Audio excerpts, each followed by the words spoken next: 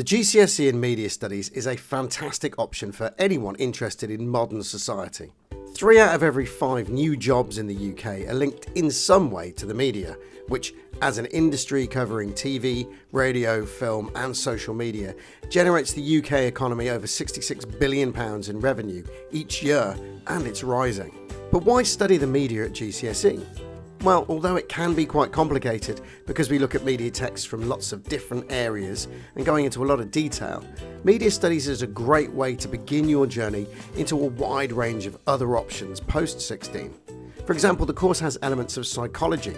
We study the way that media products are designed to create meaning and even persuade you to think in certain ways about people, places and topics. We look at key theorists who've spent decades analysing the ways we can be influenced by the media. It also includes concepts from sociology, as we study the way that society relies on the media for its information, as well as the effects that the media has on us as a society through social media, news and fake news, violence and sexism in video games and TV shows. And on top of this, you'll be developing your own practical skills through a coursework NEA project, where you can apply your learning to create an original print media product worth 30% of your final grade. So this is a fascinating course for anyone interested in how the media industry works and what makes a successful product and how producers use their knowledge of the media to entertain, to inform and to influence you as a consumer. Now, it's important to note that what we don't do is watch films. A Film Studies GCSE is a totally different course, and it's important to understand that if you choose media as one of your options, you're not going to be spending lots of time watching films. You'll spend much more time looking across all of the core media platforms like radio, newspapers, magazines and social media, as well as looking at TV shows and video games.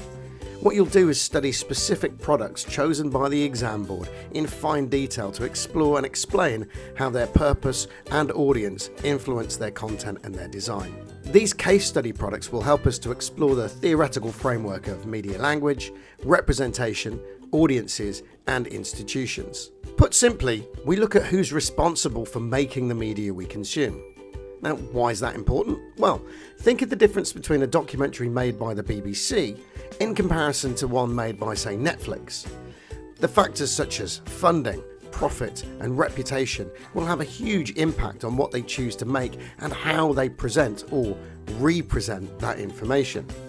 The BBC, for example, are dedicated to providing balanced journalism based on fact-checked sources, whereas Netflix are motivated more by large audience numbers and maximising their profits, which some argue could lead to biased media that encourages controversy to get the audience's attention. And when it comes to audiences, well, there isn't an industry you can work in today that doesn't need to target an audience in some way. So learning how to define audiences is a core part of media studies.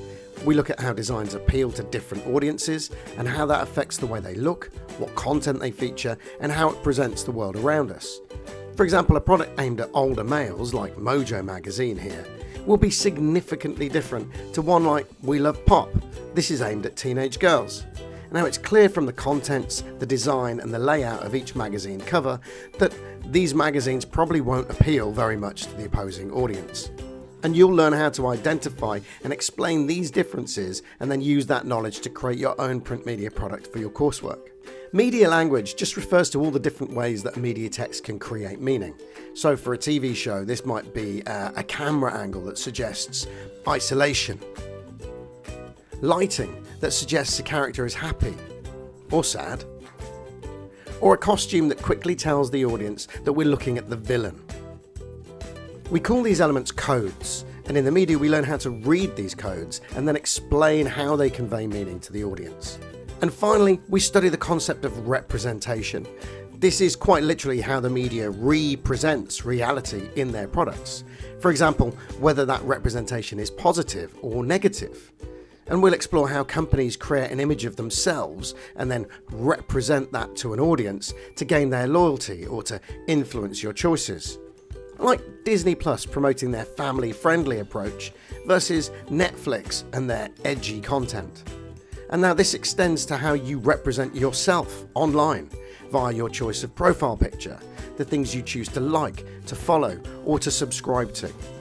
So if any of the concepts I've talked about in this video interests you, and you'd like to find out more about media effects and influence, let's break down how the course is structured.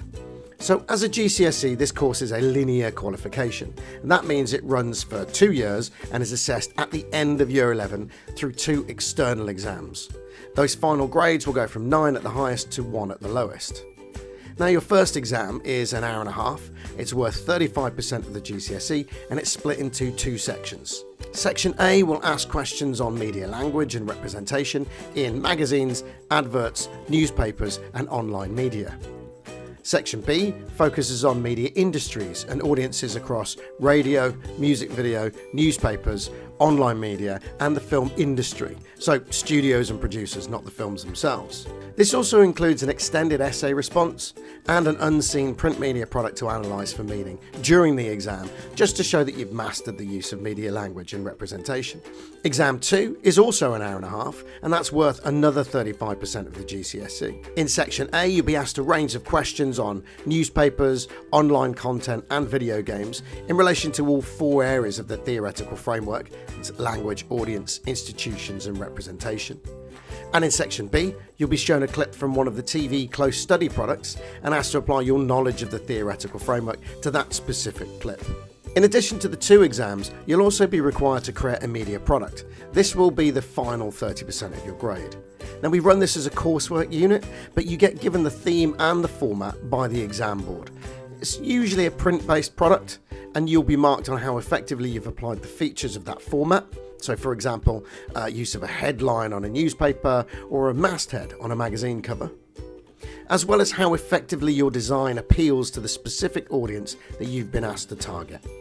Now, I hope I've answered the big questions that you might have about what GCSE Media Studies is all about, but if you've got any further questions, then either drop me an email or come by the Media Suite downstairs in the English block.